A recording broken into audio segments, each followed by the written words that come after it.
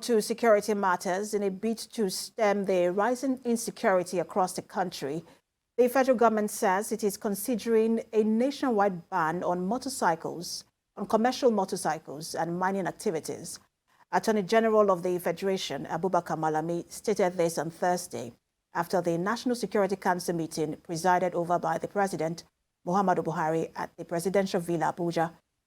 Mr. Malami said several approaches for containing insecurity were deliberated during the meeting. And TVC's Femi Akonde has more.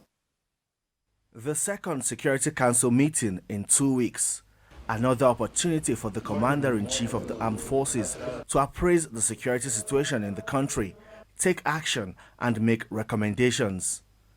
This time it appears far-reaching measures will be taken that may have a direct implication on security across the country.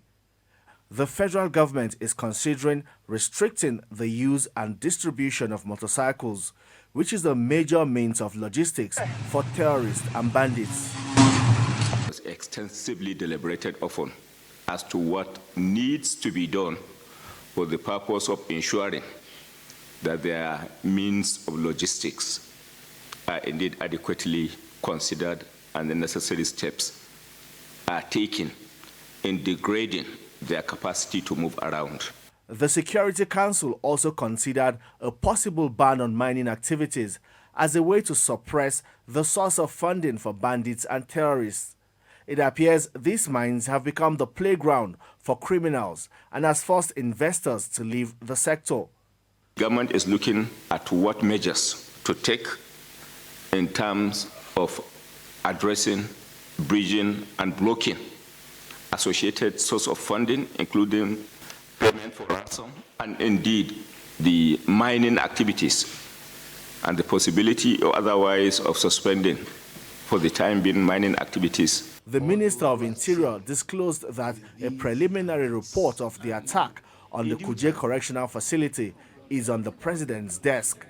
Sufficient efforts at intelligence were made, but unfortunately those of you who accompanied me when I visited the place will show that I said very clearly that we had some problem with the will to hurt, and that is how I want to say.